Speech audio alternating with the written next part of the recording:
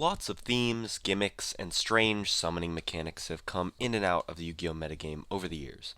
However, none quite have the long history that the Chaos Monsters have built up over the course of time.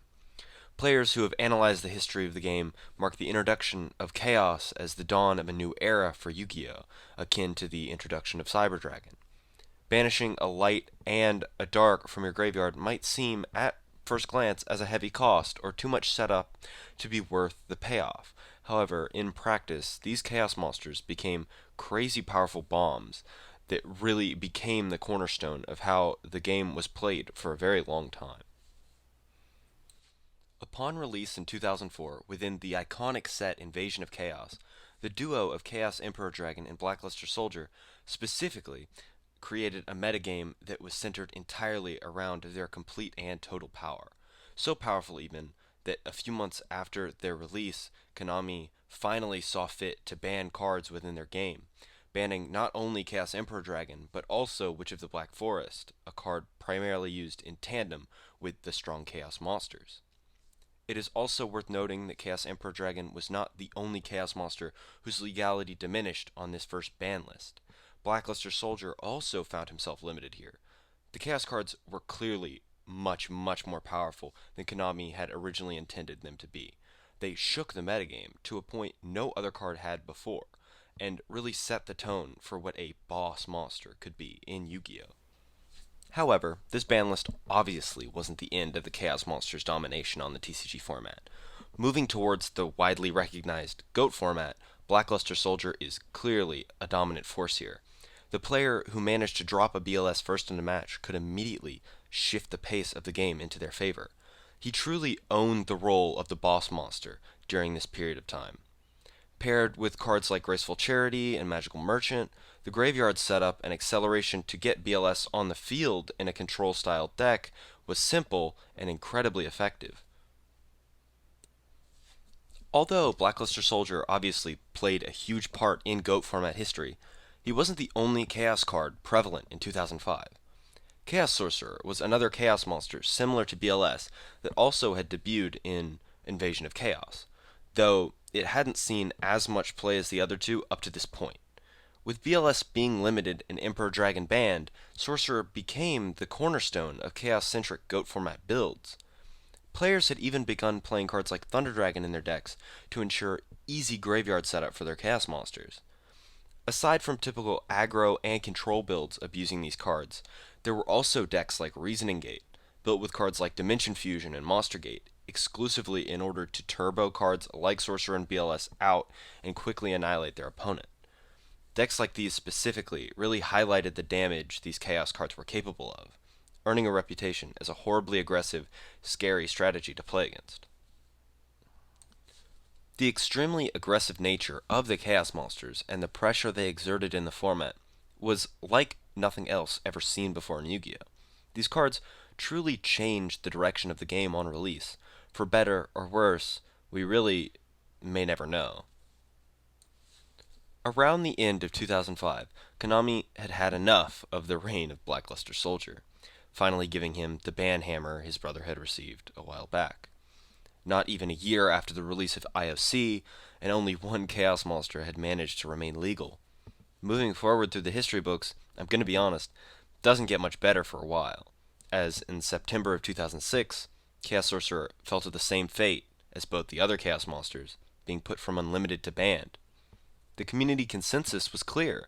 The Chaos mechanic had proved far too strong. The free pressure from these bodies really just was too much for the game at the time. Jumping ahead a little bit, in March of 2009, Chaos Sorcerer was freed from his ban prison, put from 0 to 1, after almost 3 years. Obviously, him being released to 1 was not enough to push a Chaos-centric strategy into the metagame, but it is noteworthy that this was the time Konami began reconsidering the power level of Chaos cards. After all, they had just printed and experienced a Dark Arm Dragon format or two, and compared to Dad, Chaos Sorcerer honestly seems almost power crept. Now we can go ahead and fast forward to September of 2011 within the extremely noteworthy Tengu Plant format. Konami had since put Chaos Sorcerer to 3, and seeing as it hadn't been making too many waves, they decided to take a much bigger step, in that they decided to unban Blackluster Soldier. And needless to say, this did not go the same way the unbanning of Chaos Sorcerer did. BLS was thrown in most decks where it made sense, obviously, and a number of decks where it didn't really need to. The card's power was still fairly unwarranted. Even after so long, every time BLS hit the board, it exerted an obscene amount of pressure that any other card really couldn't keep up with in terms of value. At this point on the timeline, most monster cards from 2004 had been far power crept by newer strategies and cards, but Chaos Monsters, after all this time, still proved an insane force to be reckoned with, even 7 years later. Billy Brake, notably in his first place YCS Columbus deck profile in 2011, even credited Blackluster Soldier as the best card in the game. The Chaos cards had held on to the metagame throughout the years, and even with all the hits they had previously racked up, Konami decided the next logical step would be to support them again. Because obviously, when a series of cards is so strong you have to ban literally every card printed with that mechanic, the next step should be to print more cards to support that mechanic and make it stronger. In February of 2012, the Dragons Collide structure deck was released, bringing with it major Chaos support cards in the shape of Darkflare Dragon, Light Pulsar Dragon, and Eclipse Wyvern, with reprints to cards like Chaos Sorcerer as well. This support didn't necessarily take off right away. Like many pieces of new support, it takes players a while before the testing is done and they're willing to play it at a bigger event. However, in April of 2012, in the midst of many Dino Rabbit strategies and wind-up hand loops, Alexander Reed managed to get second place at YCS Dallas with a Chaos Dragon Mash. He mixed the Lightsworn engine with many of the new Chaos cards and a few of the old ones, creating a strategy whose win condition solely based upon the aggressive nature of a deck dedicated completely to Chaos monsters. After such a big result, it was pretty much expected that such a cool, fresh deck would catch on, and it did. In May of 2012, Feng Chen took all of YCS Philadelphia with a similar deck to Reed, once again proving the resilience and power of the Chaos engine. This was in a format where Macrocosmos even ran wild, and the deck was still doing well. With the resurgence of Chaos in the meta once again, Konami decided to go back to the drawing board and limited Chaos Sorcerer in September of 2012. Chaos Dragons also suffered a hit within the limiting of the Red Ice Darkness Metal Dragon in order to deal with the insane looping that had been going on between Light Pulsar Dragon and Red Ice Darkness Metal.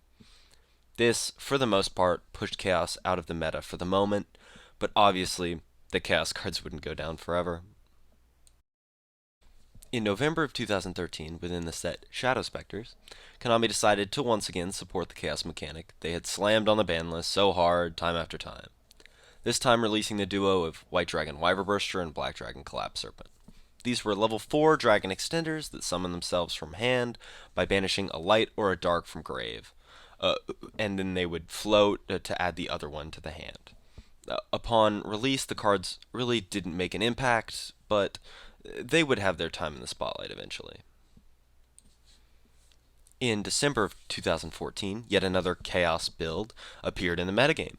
A deck pioneered by none other than Jeff Jones, a Chaos variant of the already popular Shadal strategy, splashing not only Blackluster Soldier, but also 3 of the baby White Dragons and 1 or 2 of the Black Dragon. Using the Chaos cards for extra pressure with normal summons like Dinko Sekka was extremely strong. It's notable that besides Chaos Shadal variants, Blackluster Soldier also continued to see mass amounts of play in high-placing Burning Abyss deck lists throughout 2014 and 2015. The Chaos cards, even after all this time, still prove themselves as viable meta tech. Blackluster Soldier holding a reason to stay limited even 10 years after release. Through 2016 and 2017, Chaos cards fell off for the most part. With the domination of decks like Pendulum and Zodiac, it seemed as if the Chaos mechanic had finally been power crept. Blackluster Soldier was even finally put to a semi and then unlimited status late 2017. After all this time, Chaos cards had been freed and weren't doing anything. at least until Konami decided to once again support them.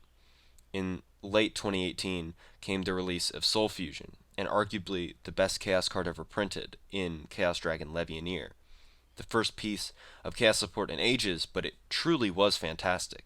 Level 8 Dragon that banished 3 of any combination of lights and darks from grave as a summoning condition to achieve a myriad of different, incredibly powerful effects.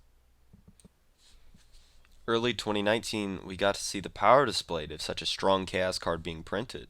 In combination with the previously released Baby Chaos monsters and the newly released Thunder Dragon cards, Legionnaire heralded a new age for Chaos Dragons. In February of 2019, multiple Chaos Thunder Dragon decks managed to top YCS Illinois. The Baby Dragons, in combination with the new Guard Dragon cards and the Thunder Dragon engine, was just what Chaos needed to enter the meta once again. The Chaos engine no longer just served as extenders and pressure, but also now play starters. Ridiculous combos spawned from the 2-card combinations, including the Baby Dragons and foolish Burial-esque cards like Batteryman Solar. Legionnaire allowed for turn 1 rank 8s like Zombiestein and Hope Harbinger to hit the board going first consistently, and began shattering boards going second. The utility and power these Chaos cards provided to the strategy was unmatched, and something people complained about a lot. The pressure and consistency available within this deck was truly a sight to behold, and eventually led to a limit on both the white and black Baby Dragons. However, even with the limit to both Baby Dragons, the Chaos engine has been and always will be resilient to the hits the ban list decides to hit it with. Chaos Thunder Dragon variants continue to roam the metagame for months, getting top after top, and eventually Konami finally decided to slaughter the deck.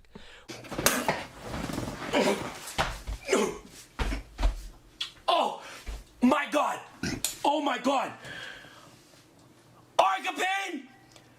Argapane! With bans to both Guard Dragon Agripane and Thunder Dragon Colossus. The pattern at this point is obvious to me. Konami prints Chaos cards, they always seem to be far too strong.